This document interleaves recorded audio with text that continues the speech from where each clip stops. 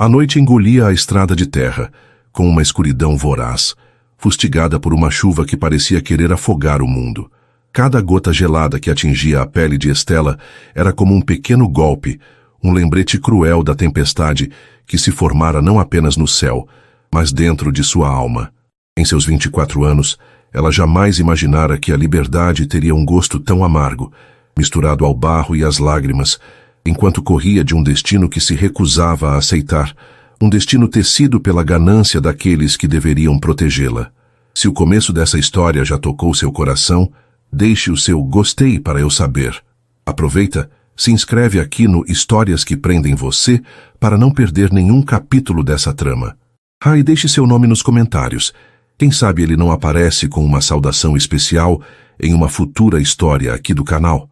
Queremos compartilhar narrativas que aquecem a alma e mostram que o amor sempre encontra um caminho. O ar que entrava em seus pulmões queimava. Um fogo gelado que se espalhava por seu corpo exausto. O vestido simples, a única roupa que conseguiu vestir na pressa da fuga, estava agora pesado de água e grudado em sua pele, a barra rasgada e suja de lama. Seus longos cabelos castanhos, normalmente ondulados e cheios de vida, eram mechas escuras e pesadas que chicoteavam seu rosto a cada rajada de vento. Estela tropeçou, seus pés descalços deslizando na lama traiçoeira, e caiu com um baque surdo. A dor aguda em seu joelho foi imediata, mas ela a ignorou. O que era um joelho ralado comparado à prisão que a esperava se parasse agora? As palavras de seu tio, Horácio, ecoavam em sua mente, tão altas quanto os trovões que rasgavam o céu. Ela o ouvira da fresta da porta da cozinha, 2 noites atrás.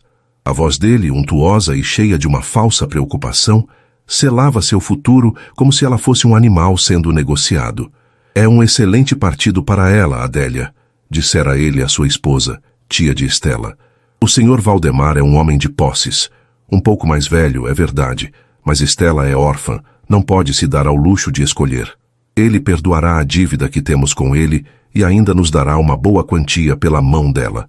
É a nossa salvação. Nesse momento, o coração de Estela se transformou em uma pedra de gelo. Salvação. A palavra soava como uma blasfêmia. Eles não estavam a salvando, estavam a vendendo. Desde a morte de seus pais em um acidente de carro, quando ela tinha 18 anos, seus tios a acolheram com uma benevolência que agora se revelava uma farsa. A pequena herança deixada por seus pais, que eles juraram administrar até que ela estivesse pronta, era o verdadeiro prêmio. E agora, com o dinheiro provavelmente já gasto em seus próprios luxos e dívidas de jogo, eles encontraram uma solução final: trocá-la, como uma mercadoria, por um homem cuja reputação na pequena cidade vizinha era a de um predador cruel e impaciente. Estela o vira uma vez na praça. Seus olhos pequenos e porcinos a percorreram de uma forma que a fez sentir-se suja, nua. A ideia de pertencer a ele, de ser tocada por ele, era um horror tão profundo que a impulsionou para a escuridão daquela noite. Ela se levantou, apoiando-se em uma cerca de arame farpado, sentindo as pontas metálicas arranharem sua mão, mas a dor era um foco bem-vindo. Era real. Era sua. Diferente da vida que lhe queriam impor. Precisava continuar correndo, para o mais longe possível. Não tinha plano, não tinha destino. Tinha apenas a negação, a recusa visceral em se submeter. Cada passo era um ato de rebeldia, um grito silencioso de que sua vida lhe pertencia. A chuva engrossou, tornando a visibilidade quase nula. O frio começava a penetrar seus ossos, e um tremor incontrolável tomou conta de seu corpo. O desespero, que antes era o combustível de sua fuga, agora ameaçava se transformar em seu algoz. Onde ela estava? Para onde estava indo? A estrada parecia infinita, um caminho sem fim para o nada. A solidão a abraçou com força. Órfã. A palavra nunca pareceu tão definitiva, tão absoluta. Não havia ninguém no mundo por quem ela pudesse chamar. Ninguém que se importaria se ela desaparecesse naquela noite, engolida pela tempestade. Foi então, quando a esperança estava prestes a se extinguir por completo, que ela viu, através da cortina de chuva e da névoa que subia da terra, uma luz, fraca, distante, mas inegavelmente ali. Piscou, pensando ser um delírio da exaustão. Mas a luz permaneceu, firme, um farol solitário na imensidão daquela escuridão. Parecia vir de um ponto mais elevado, uma colina talvez. Não era uma luz de cidade, era algo isolado, uma fazenda. Um novo tipo de medo se misturou à sua determinação. Pedir ajuda a estranhos era um risco. E se fossem pessoas tão cruéis quanto seus tios? E se a entregassem de volta? Mas qual era a alternativa? Morrer de frio e exaustão naquela estrada? Ser encontrada pelos capangas de seu tio pela manhã? O risco de seguir em frente era a sua única chance. A visão daquelas luzes, por mais tênue que fosse, reacendeu a brasa da esperança em seu peito. Reuniu as últimas gotas de sua energia, transformando o desespero em um propósito. Ela iria até lá. A jornada em direção à luz foi a mais difícil de sua vida. O caminho que levava até a colina era íngreme e ainda mais lamacento.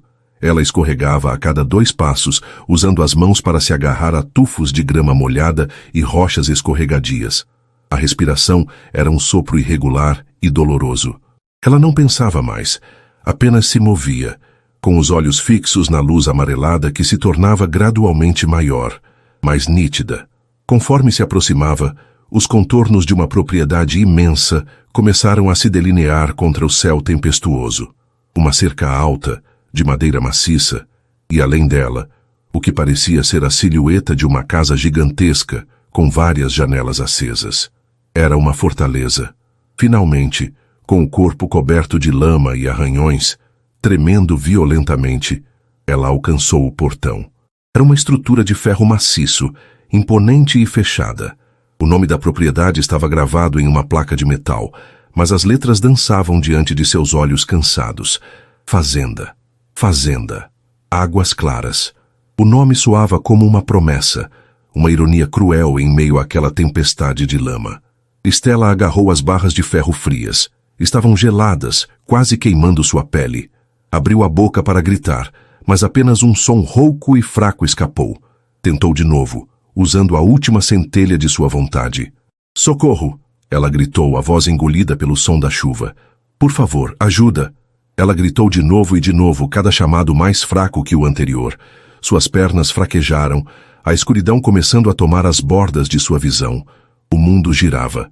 Ela estava prestes a desmaiar, a sucumbir ali mesmo, no limiar da sua única esperança. Apoiou a testa nas barras frias, fechando os olhos. Talvez fosse o fim. Talvez a liberdade fosse apenas isso, um breve instante de luta antes do inevitável. Mas então, uma luz mais forte a cegou vinda de dentro da propriedade. O som de um cachorro latindo, feroz e alto, ecoou, seguido por uma voz masculina, grave e autoritária, gritando para o animal se calar. Passos pesados se aproximaram. Uma silhueta alta e larga apareceu do outro lado do portão, segurando uma lanterna potente que mirou diretamente em seu rosto. Stella ergueu uma mão trêmula para se proteger da luz, incapaz de ver quem estava ali. Quem está aí? O que quer? A voz perguntou, carregada de impaciência e desconfiança. Não havia um pingo de compaixão em seu tom. O medo voltou com força total. Talvez tivesse cometido um erro terrível, mas não havia mais como voltar atrás. Com a voz embargada pelo choro e pelo frio, ela sussurrou as palavras quase inaudíveis. Eu preciso de ajuda. Por favor, estou fugindo. Houve um longo silêncio, quebrado apenas pelo som da chuva incessante e pela respiração pesada do homem do outro lado do portão. Stella sentiu seu olhar avaliador percorrendo-a, notando seu estado deplorável, o vestido rasgado, o corpo trêmulo. Para ele, ela devia parecer uma indigente, uma louca, talvez uma ladra. Cada segundo de silêncio era uma tortura, um prego a mais em seu caixão de incertezas. Ela prendeu a respiração, esperando o veredito. Seria mandada embora de volta para a tempestade? Ou aquela porta de ferro se abriria, oferecendo um refúgio do inferno que deixara para trás? Seu futuro inteiro parecia depender da decisão daquele estranho, daquele homem cuja face ela não conseguia ver, mas cuja presença imponente já a assustava, e ao mesmo tempo representava a diferença entre a vida e a morte. O trinco do portão fez um clique metálico, e o som, para Stella, foi o mais alto e significativo que ela já ouvira em toda a sua vida. O clique metálico do trinco foi um som seco e definitivo no meio da sinfonia caótica da tempestade. O grande portão de ferro gemeu ao se abrir lentamente, apenas o suficiente para uma pessoa passar. A figura imponente que o abrira deu um passo para trás, o feixe de luz da lanterna agora rebatendo no chão lamacento, criando sombras dançantes que tornavam sua silhueta ainda mais intimidadora. Entre! Rápido! A voz grave ordenou, sem qualquer traço de gentileza. Era um comando, não um convite. Estela não hesitou. Usando o último resquício de força, ela passou pelo vão do portão, sentindo como se estivesse cruzando o limiar de um mundo completamente diferente. Assim que ela entrou, o portão foi fechado com um baque pesado e o trinco foi novamente girado, selando-a dentro dos domínios da fazenda Águas Claras. O som do cachorro latindo havia cessado, mas ela podia sentir a presença do animal em algum lugar na escuridão, uma ameaça contida.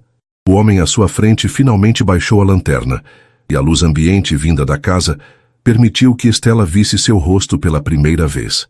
Era um rosto que parecia esculpido em pedra, com maçãs do rosto salientes e uma mandíbula forte e definida, coberta por uma barba curta e escura. Seus cabelos, da mesma cor, estavam molhados pela chuva, e algumas mechas teimosas caíam sobre sua testa, mas foram seus olhos que a paralisaram. Eram de um castanho tão escuro que pareciam negros, e continham uma intensidade fria, uma profundidade que falava de tempestades internas muito mais violentas do que a que caía do céu. Ele era Caetano, e sua expressão não era de compaixão, mas de pura e austera avaliação. Ele a olhava de cima a baixo, e Estela sentiu-se encolher sob aquele olhar, dolorosamente ciente de sua aparência. Uma fugitiva coberta de lama, com roupas rasgadas e o corpo tremendo incontrolavelmente. Dentro da mente de Caetano, a irritação era a emoção dominante. Aquela noite já estava sendo ruim o suficiente, com a tempestade ameaçando parte da colheita e o gado novo agitado, sem que uma aparição fantasmagórica e lamacenta surgisse em seu portão. Sua primeira inclinação foi mandá-la embora. Problemas. Era isso que ela representava. Uma mulher desconhecida em estado deplorável, balbuciando sobre uma fuga. Sua vida era complicada o suficiente. Ele não precisava e nem queria o drama de mais ninguém. Contudo, por baixo da camada de gelo de seu pragmatismo, algo se moveu. Era a visão de seus olhos. Havia um terror ali, tão genuíno e profundo que nem mesmo o cinismo que ele cultivara por anos conseguia ignorar completamente. Era o olhar de um animal encurralado, e por um breve e irritante momento, ele viu um lampejo de um passado que se esforçava diariamente para esquecer. E começou Estela, a voz um fiapo. Eu não tenho para onde ir. Antes que Caetano pudesse responder com a dureza que lhe era habitual, a porta principal da casa se abriu, derramando uma luz quente e amarelada sobre a varanda. Uma mulher mais velha, de cabelos grisalhos presos em um coque arrumado e um rosto redondo e gentil, apareceu, enxugando as mãos em um avental. Patrão? O que houve? Ouvi o portão e os latidos do trovão, disse ela. Sua voz era a melodia suave de uma canção de ninar. Seus olhos então pousaram em Estela, e sua expressão mudou instantaneamente de curiosidade para pura consternação. Meu Deus do céu! Menina, o que aconteceu com você? Você está ensopada e tremendo. Essa era Lúcia, a governanta da fazenda há mais de 30 anos. Ela vira Caetano nascer, o pegara no colo e agora cuidava da casa e de sua filha com um amor que transcendia o de uma mera funcionária.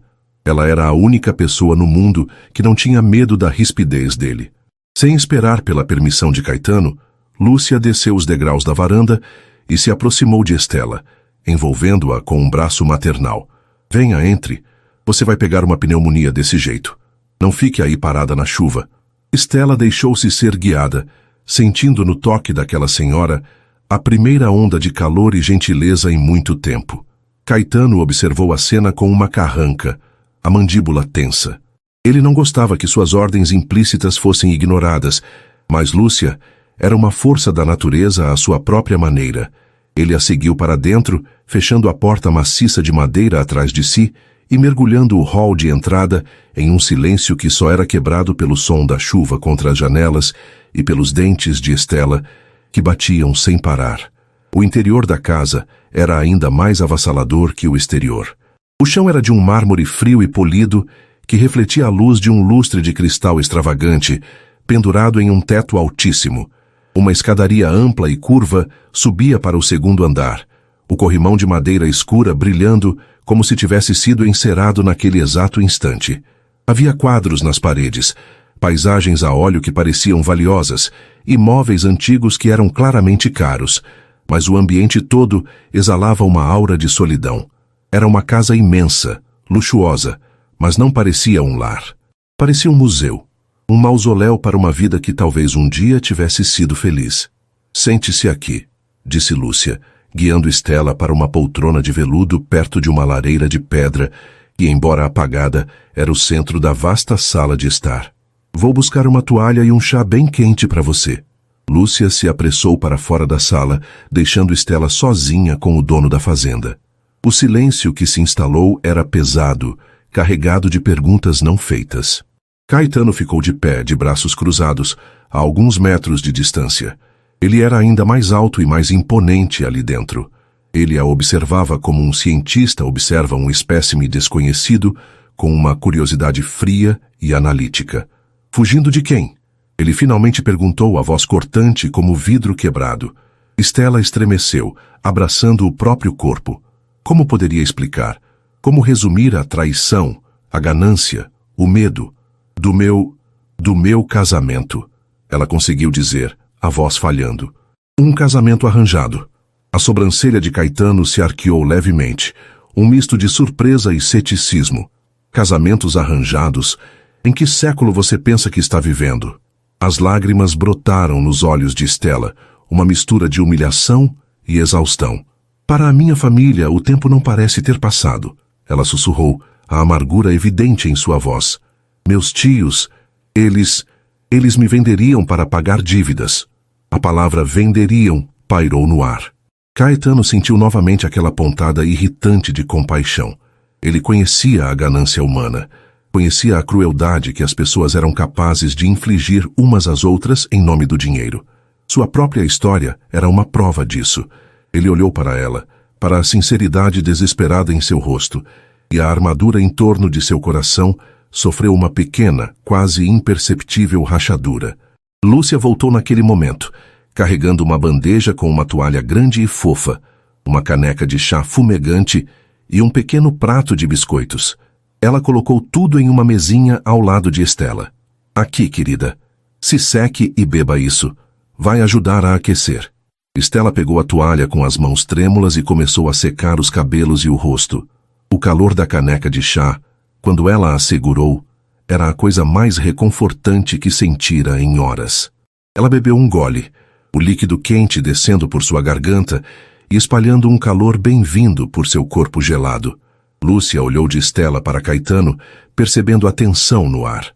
Patrão, a moça precisa de um lugar para dormir. O quarto de hóspedes do leste está pronto. Posso arrumar umas roupas secas para ela também. Caetano não respondeu imediatamente. Ele caminhou até a grande janela, olhando para a escuridão lá fora, para a fúria da tempestade.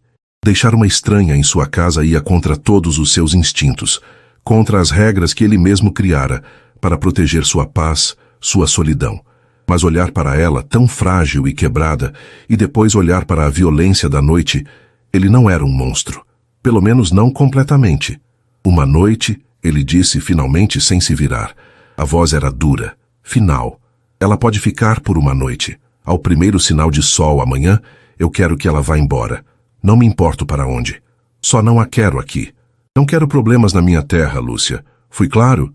Cristalino, patrão, respondeu Lúcia, embora seu tom contivesse uma ponta de desaprovação. Ela se voltou para Estela com um sorriso gentil. Não se preocupe com ele. O latido é pior que a mordida. Venha, vou te levar para o seu quarto. Estela se levantou, as pernas ainda fracas. Ela olhou para as costas largas de Caetano, ainda virado para a janela. Obrigada, ela disse, a voz pouco mais que um sussurro. Ele não se moveu, nem respondeu. Para ele, ela já havia deixado de existir. Lúcia a guiou pela grande escadaria. A cada degrau que subia, Stella sentia o peso de sua exaustão aumentar. O alívio de estar segura, seca e aquecida estava dando lugar a uma letargia avassaladora. Seu corpo, depois de funcionar à base de adrenalina por horas, estava finalmente se entregando. Uma tontura a atingiu no topo da escada e ela se apoiou no corrimão. "Você está bem, querida?" perguntou Lúcia, preocupada. Só um pouco tonta", respondeu Stella. "Estou muito cansada." "Claro que está, o que você passou não foi brincadeira." Lúcia a levou por um corredor longo e silencioso, abrindo a porta de um dos quartos. "Aqui está. O banheiro é ali. Vou buscar um pijama velho que foi da... Um pijama para você. Descanse. Amanhã é outro dia." O quarto era espaçoso e elegantemente decorado, com uma cama grande de dossel e móveis de madeira clara. Era mais luxuoso do que qualquer lugar onde Stella já havia dormido. Lúcia voltou minutos depois com uma camisola de algodão simples e um roupão. Ela também trouxe um pequeno kit de primeiros socorros e, com um cuidado maternal, limpou e fez um curativo no joelho ralado de Stella. "Prontinho. Agora, um bom banho quente e cama", disse Lúcia com um último sorriso afetuoso antes de sair e fechar a porta suavemente. Sozinha, Stella se permitiu desabar. Ela se despiu do vestido sujo e entrou no chuveiro, deixando a água quente lavar a lama, o frio e parte da tensão de seus músculos. Mas a água não podia lavar as memórias, nem o medo do futuro. O que ela faria amanhã? Para onde iria? A generosidade de Caetano, se é que se podia chamar assim, tinha um prazo de validade de poucas horas. Depois do banho, vestiu a camisola macia e se sentou na beira da cama. A cabeça dela latejava e um calor estranho começava a se espalhar por seu corpo, um calor que não vinha do banho. Era a febre, finalmente se instalando. O chá que Lúcia lhe dera mais cedo estava sobre a mesa de cabeceira. Ela bebeu o resto, mas o tremor em suas mãos havia voltado. Ela se deitou sob os cobertores pesados e o mundo começou a girar suavemente. As sombras no quarto pareciam se mover, e os sons da tempestade lá fora soavam distantes e abafados. O rosto severo de Caetano flutuou em sua mente. Aqueles olhos, havia tanta dor neles, tanta solidão. Talvez ele fosse apenas um homem quebrado, assim como ela. O pensamento foi seu último antes de ser puxada para a escuridão da inconsciência, um sono febril e sem sonhos, sem saber que, em poucas horas, seu destino e o daquele homem misterioso estariam irrevogavelmente entrelaçados de uma forma que ela jamais poderia prever. A promessa de apenas uma noite estava prestes a ser quebrada pelas circunstâncias, e o refúgio que ela encontrara se tornaria o palco de sua maior incerteza. O sono de Stella não foi um refúgio, mas um abismo. Ela caiu nele como uma pedra em um poço escuro, e a escuridão a envolveu em um turbilhão febril de imagens e sensações. A realidade se desfez, costurada com os fios delirantes de sua mente exausta e doente. Em um momento, ela estava correndo novamente, a lama fria sugando seus pés, o rosto hediondo do Sr. Valdemar aparecendo entre as árvores, seus olhos pequenos brilhando com uma cobiça predatória. Ela abria a boca para gritar, mas nenhum som saía. O som da chuva se transformava na risada cruel de seu tio Horácio, ecoando em sua cabeça, repetindo as palavras venda, dívida, salvação. Então, a cena mudava. A floresta escura se dissolvia no calor reconfortante da cozinha de sua infância. Sua mãe, cujo rosto começava a se apagar de sua memória, estava lá, cantando uma canção de ninar enquanto mexia uma panela no fogão. "Tudo vai ficar bem, minha estrelinha", dizia ela, a voz um bálsamo para sua alma ferida. Stella estendia a mão para tocá-la, para sentir o calor de sua pele, mas seus dedos atravessavam a imagem como fumaça. Um frio avassalador a tomava, um frio que vinha de dentro, chacoalhando seus ossos com uma violência incontrolável. Ela tremia tanto que a cama parecia vibrar. O calor da cozinha se fora, e ela estava de volta à escuridão, sozinha e congelando. No andar de baixo, na biblioteca austera que servia como seu escritório e santuário, Caetano não conseguia encontrar paz. Ele tentara ler um relatório sobre os preços do gado, depois um romance clássico, mas as palavras se embaralhavam na página. A imagem daquela garota, Stella, não saía de sua mente. A vulnerabilidade em seus olhos, o tremor em sua voz, a maneira como ela parecia tão quebrada. Ele se amaldiçoou por sua fraqueza. Por que a deixar entrar? Era uma complicação desnecessária, uma quebra em sua rotina cuidadosamente construída, uma rotina projetada para manter o mundo e suas dores à distância. Ele se serviu de uma dose de uísque, o líquido âmbar queimando sua garganta. Ele não era um homem bom. A bondade fora arrancada dele anos atrás, junto com sua esposa, em um acidente de carro que o deixara viúvo e pai solteiro de uma criança de poucos meses. A dor o transformara, o endurecera, construindo muralhas altas e grossas ao redor de seu coração. A solidão era sua armadura, e aquela garota, com sua própria tragédia estampada no rosto, ameaçava encontrar as rachaduras nessa armadura. Ele terminou a bebida em um gole, a irritação crescendo. Amanhã, ela iria embora, e tudo voltaria ao normal. Foi quando ele ouviu um som baixo, um gemido abafado vindo do andar de cima. Ele tentou ignorar. Provavelmente era apenas um pesadelo, mas então ouviu de novo, seguido por um baque surdo, como se algo tivesse caído. Lúcia já estava dormindo em seus aposentos no outro lado da casa. Com um suspiro resignado e uma praga nos lábios, Caetano subiu as escadas. O corredor estava silencioso, mas ao se aproximar da porta do quarto de hóspedes, os sons se tornaram mais claros. Eram murmúrios incoerentes, o som de alguém se debatendo sob os lençóis. Ele abriu a porta devagar. A única luz era um filete do luar que passava pela janela, agora que a tempestade amainara. Stella se contorcia na cama, os cobertores emaranhados em suas pernas. Ela estava encharcada de suor, mas tremia violentamente, os dentes batendo. Não, por favor, não. Ela sussurrava para os fantasmas em seus sonhos. Caetano se aproximou e, por instinto, tocou sua testa. Ela estava queimando em febre. A irritação dele se dissipou, substituída por uma preocupação pragmática. Uma febre alta como aquela não podia ser ignorada. Ele foi até o banheiro, molhou uma toalha de rosto em água fria e voltou. Sentou-se na beirada da cama, um ato de proximidade que não tinha com ninguém além de sua filha, e gentilmente colocou a toalha fria na testa dela. Stella parou de se debater por um instante, suspirando com o alívio do frio. Seus olhos se abriram por um segundo, mas não o viam de verdade. Estavam vidrados, perdidos no delírio. Mãe, ela sussurrou a voz rouca e infantil. A palavra o atingiu como um soco no estômago. Ele desviou o olhar, a velha ferida em seu peito se abrindo. Ele se levantou abruptamente. Isso não era problema dele. Ele deveria acordar Lúcia. Mas um olhar para o estado dela o deteve. Ela parecia tão incrivelmente frágil, uma boneca de porcelana prestes a se quebrar. Deixá-la para acordar outra pessoa parecia uma espécie de abandono. Com uma eficiência brusca, ele cuidou dela. Trouxe um copo de água, levantando sua cabeça com uma mão grande e desajeitada, insistindo para que ela bebesse. Em seu estado febril, Stella registrava apenas sensações. O frio reconfortante em sua testa. A sensação de ser amparada por um braço forte. Uma voz grave, baixa, dizendo coisas que ela não entendia. Beba. Você precisa beber. A voz não era ameaçadora. Pelo contrário, havia um tom de comando, mas também de cuidado que a acalmava, ancorando-a em meio ao caos de suas alucinações. Mas o tremor dela não parava. Piorava.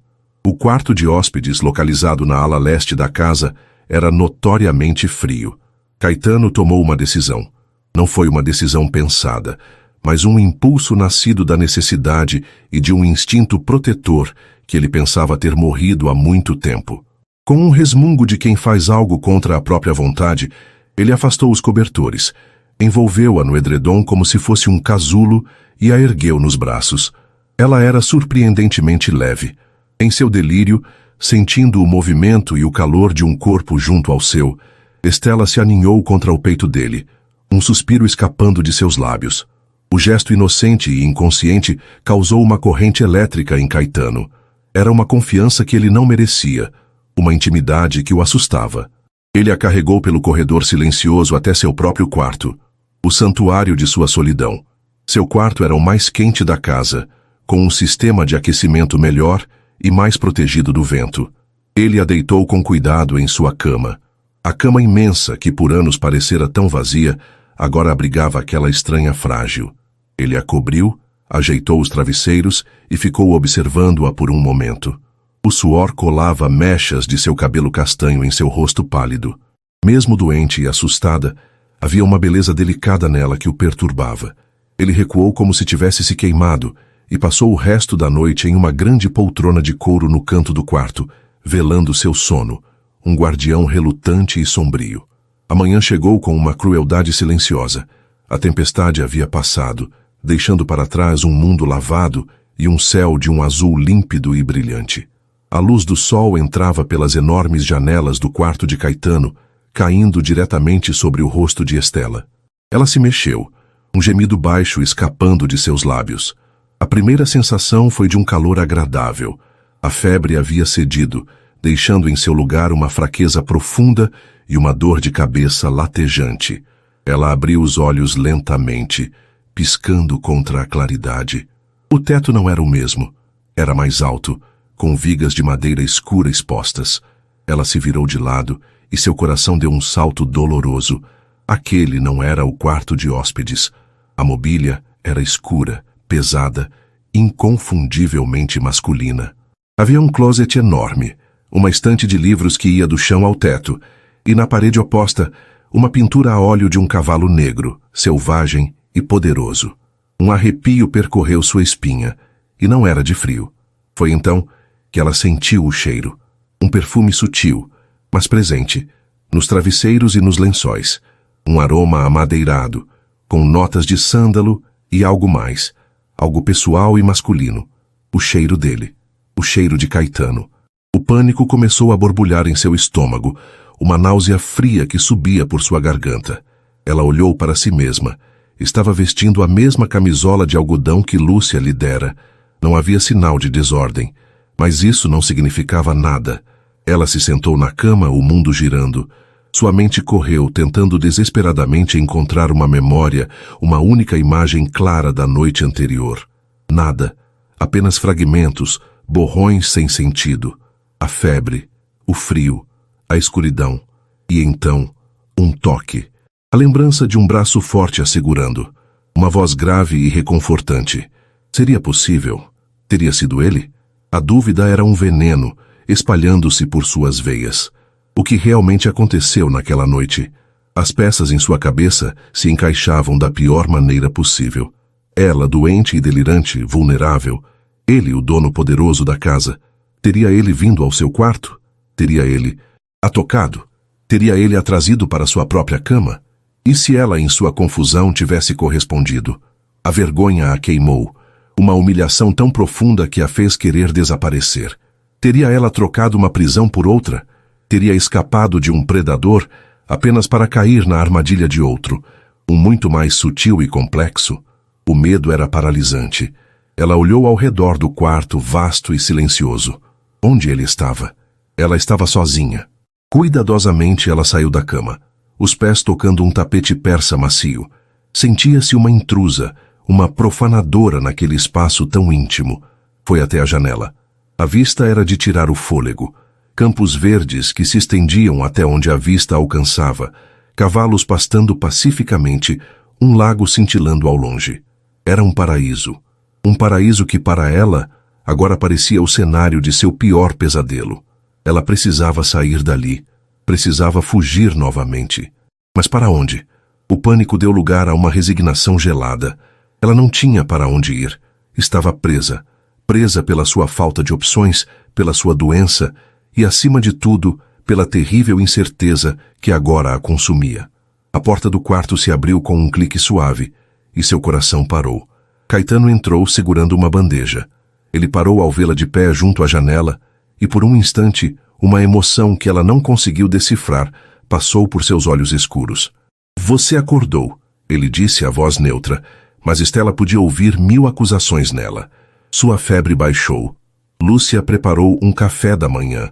Ela não conseguiu responder. Apenas o encarou, os olhos cheios de medo e de uma pergunta silenciosa e desesperada que ela não tinha coragem de fazer. O que você fez comigo? A noite de incertezas havia terminado, mas a manhã de agonia estava apenas começando.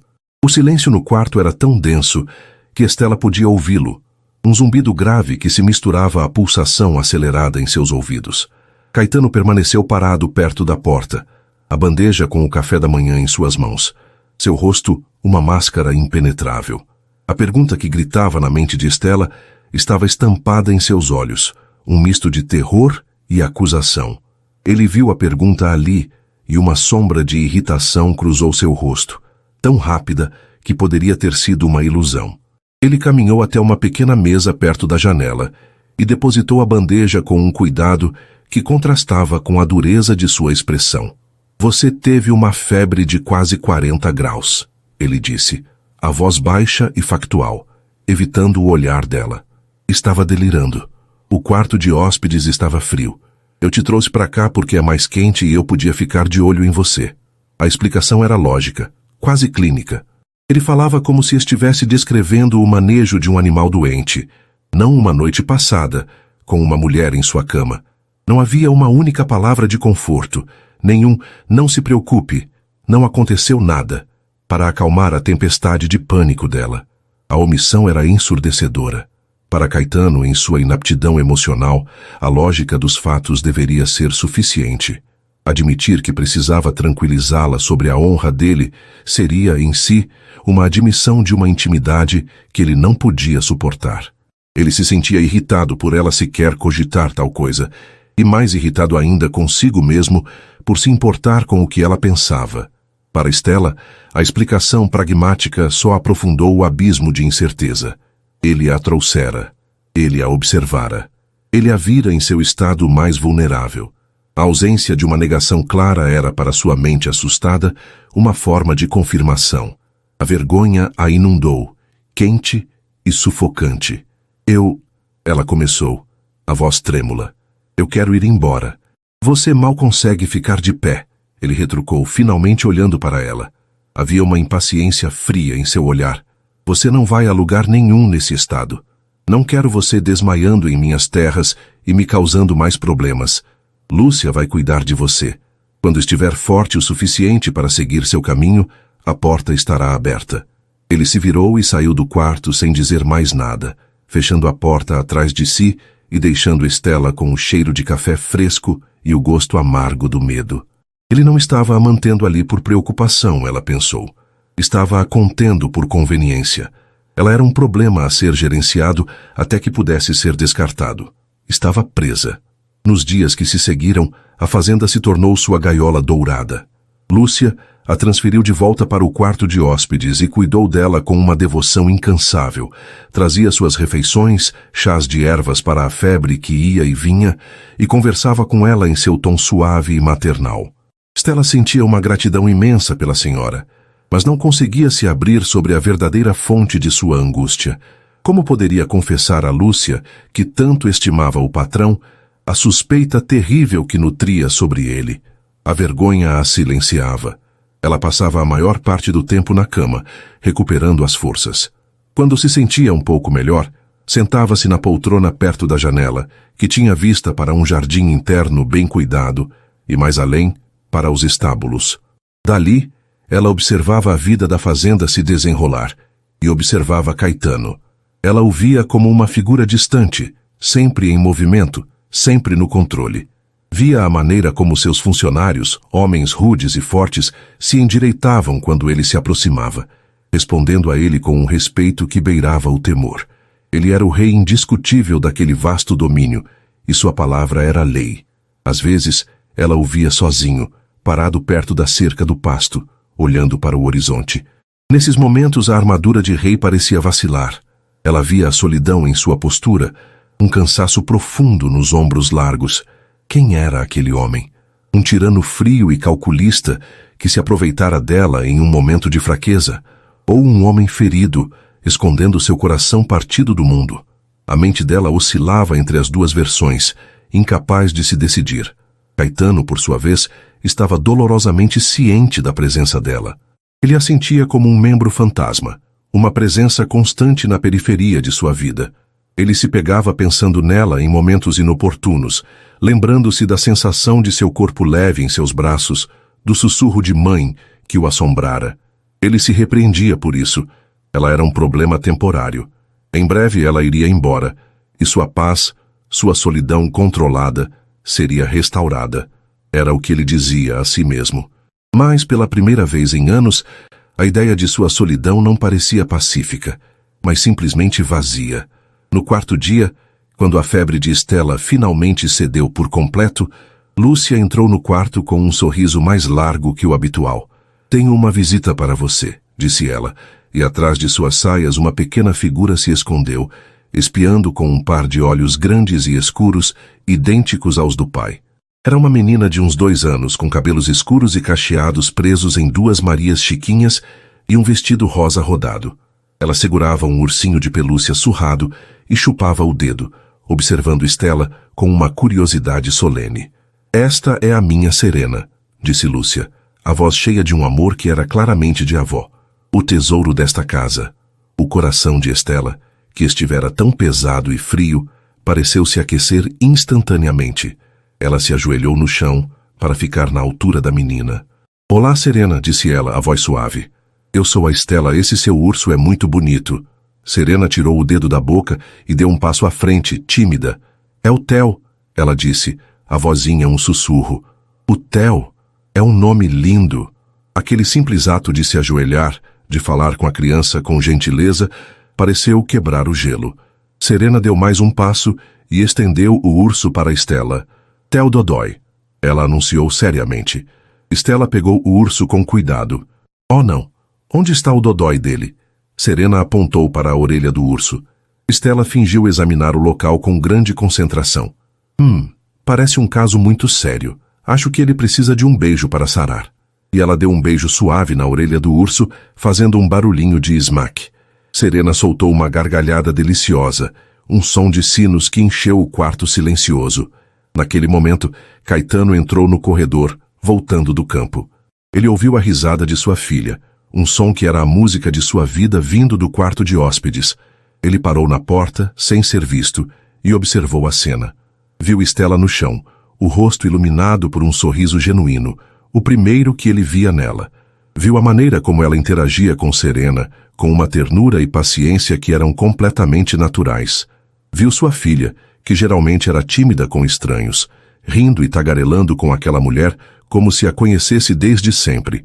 E então, algo dentro dele mudou.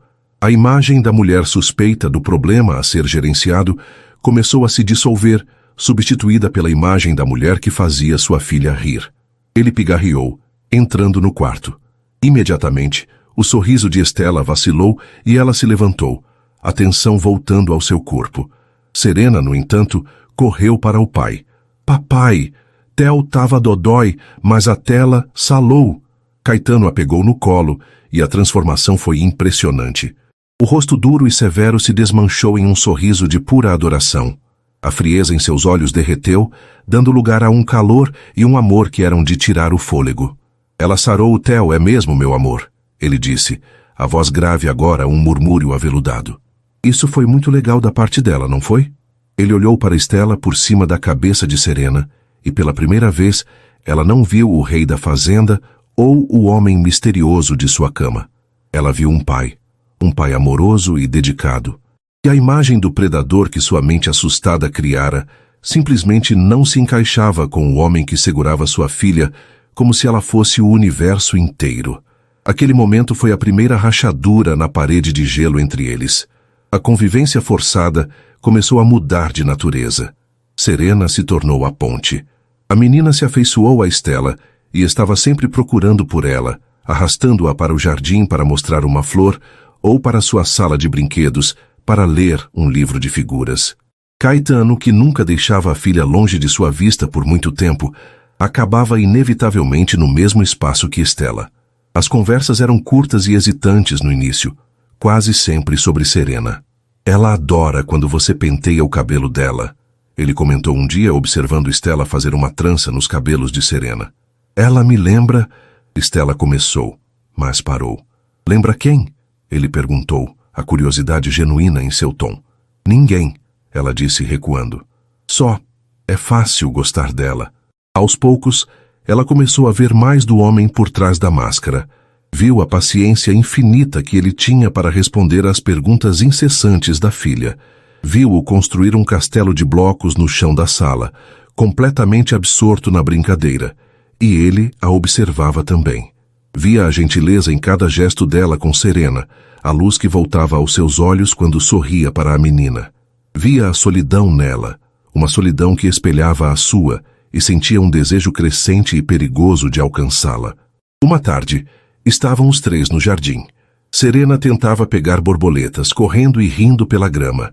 Estela a observava de um banco, e Caetano estava de pé, encostado em uma árvore. Você é boa com ela, ele disse a voz quieta. Eu gosto dela, Estela respondeu simplesmente. Ela ilumina tudo. Sim, ela ilumina, ele concordou. E por um instante seus olhos se encontraram, e havia uma compreensão silenciosa ali, uma tristeza compartilhada, uma solidão reconhecida. A dúvida sobre aquela noite ainda estava lá, um fantasma no fundo da mente de Estela, mas agora parecia cada vez mais improvável. O homem que olhava para a filha com tanto amor poderia ser capaz de tamanha violação? O monstro que ela criara em sua cabeça estava sendo lentamente substituído por um homem complicado, ferido, mas fundamentalmente decente. E essa nova imagem era, de muitas maneiras, ainda mais perigosa, porque abria seu coração para a possibilidade, não de medo, mas de compaixão. E talvez, apenas talvez, algo mais. As semanas se transformaram em um mês, e a presença de Estela na fazenda Águas Claras deixou de ser a de uma estranha para se tornar algo suave e constante, como o perfume das damas da noite que floresciam no jardim. A rotina dos três se estabeleceu com uma naturalidade surpreendente. Manhãs com o som da risada de Serena, tardes em que Estela lia histórias para a menina na varanda, e noites em que um silêncio confortável e não mais tenso se instalava na grande sala de jantar. Caetano se juntava a elas, e os sorrisos, antes tão raros em seu rosto, começavam a aparecer com mais frequência, quase sempre provocados por algo que sua filha ou Estela faziam.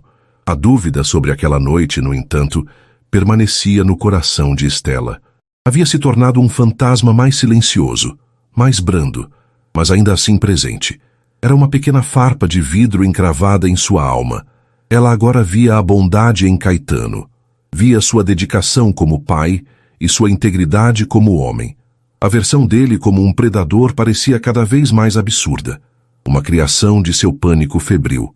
E era exatamente por isso que a incerteza doía tanto.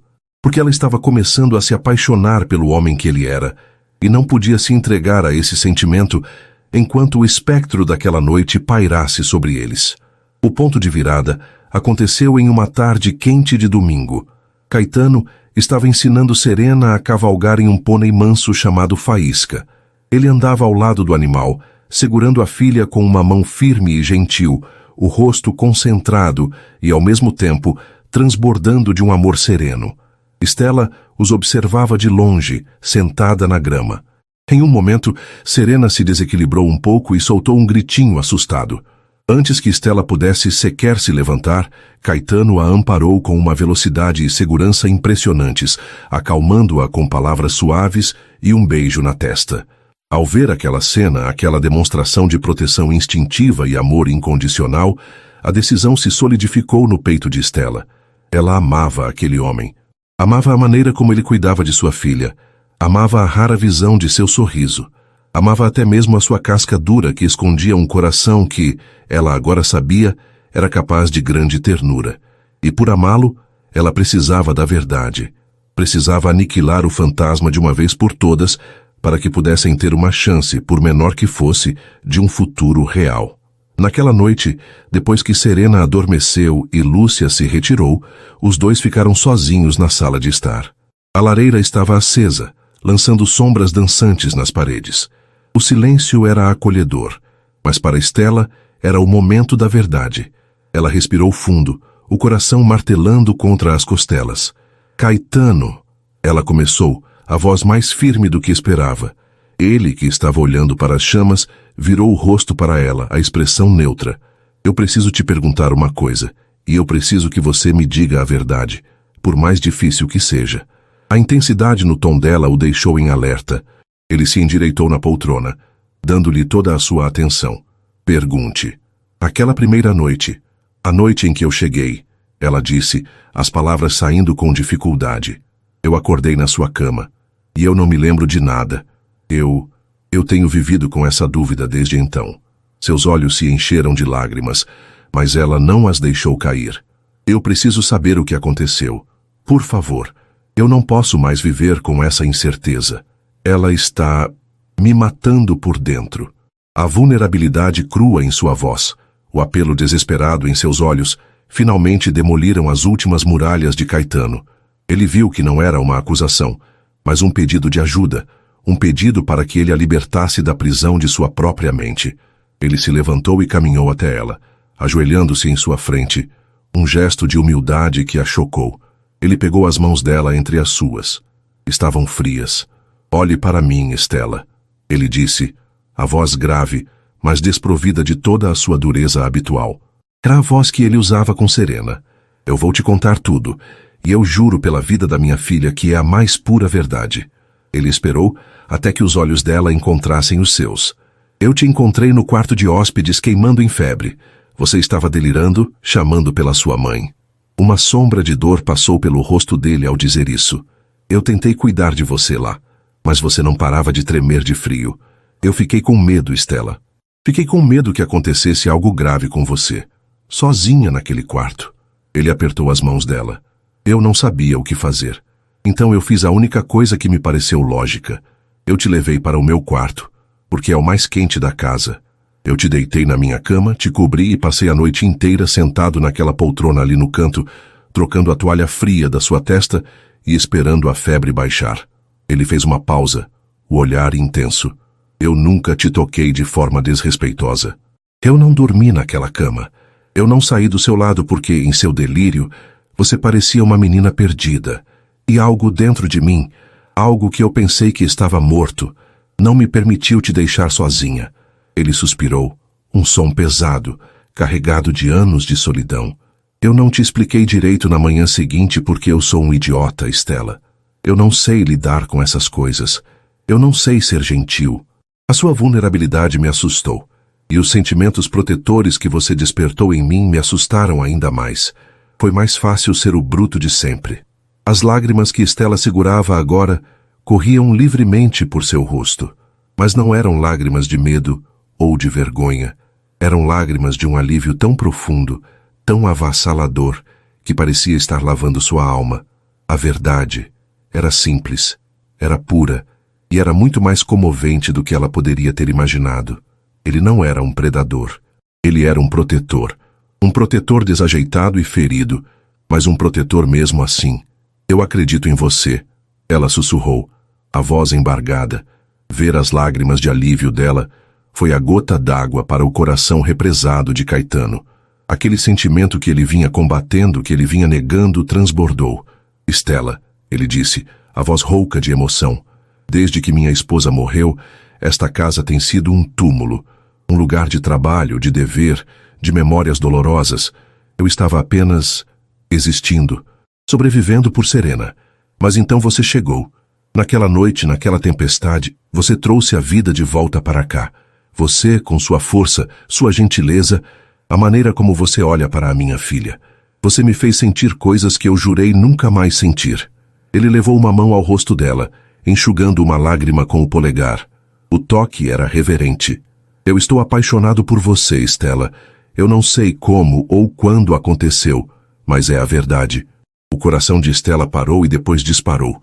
Uma explosão de alegria e esperança. Eu também, ela confessou, a voz pouco mais que um sussurro. Eu estava com tanto medo de você no começo, mas eu vi o pai que você é. Eu vi o homem por trás da muralha, e eu me apaixonei por ele. Eu encontrei aqui com você e com a Serena o lar que eu perdi, a família que eu nunca pensei que teria de novo. Naquele instante, todo o medo, toda a dúvida, todo o passado doloroso de ambos se dissipou na luz quente da lareira. Havia apenas a verdade, a confissão e a promessa de um futuro. Caetano se inclinou e a beijou. Não foi um beijo de paixão avassaladora, mas de uma ternura infinita. Foi um beijo de alívio, de reconhecimento, de volta para casa. Era o selo de um novo começo. Os meses seguintes foram de uma construção feliz. Com a ajuda dos recursos e da influência de Caetano, a situação com os tios de Estela foi resolvida de forma definitiva e legal, garantindo que eles nunca mais pudessem perturbá-la. Livre das sombras de seu passado, Estela floresceu.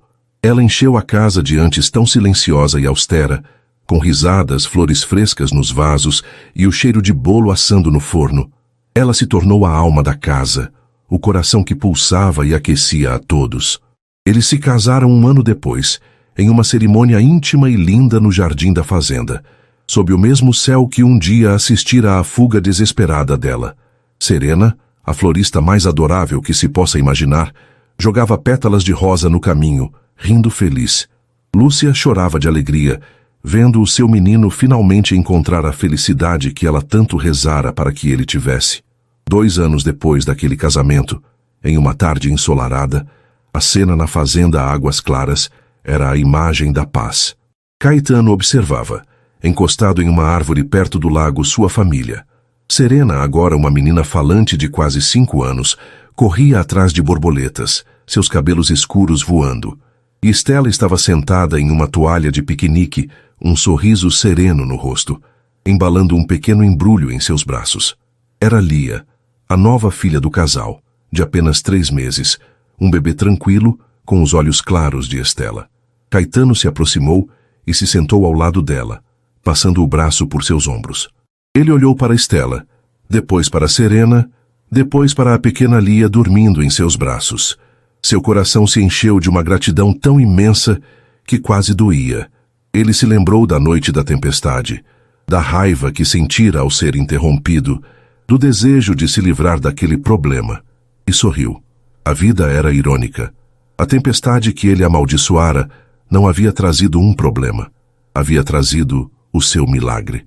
Havia trazido a sua salvação, na forma de uma órfã assustada que, ao buscar refúgio, lhe dera de volta a própria vida e uma família que ele jamais sonhara merecer. Ele beijou o topo da cabeça de Estela, inalando o perfume de seus cabelos, e soube, com uma certeza absoluta, que finalmente estava em casa. E assim termina mais uma história aqui no nosso canal. E aí, gostou? Se essa trama te prendeu e você não quer perder nenhuma das próximas narrativas emocionantes, então não se esqueça. Inscreva-se agora no Histórias que Prendem Você e ative o sininho para receber todas as notificações. Seu like também ajuda muito o canal a crescer. Muito obrigado pela companhia e te espero na próxima história.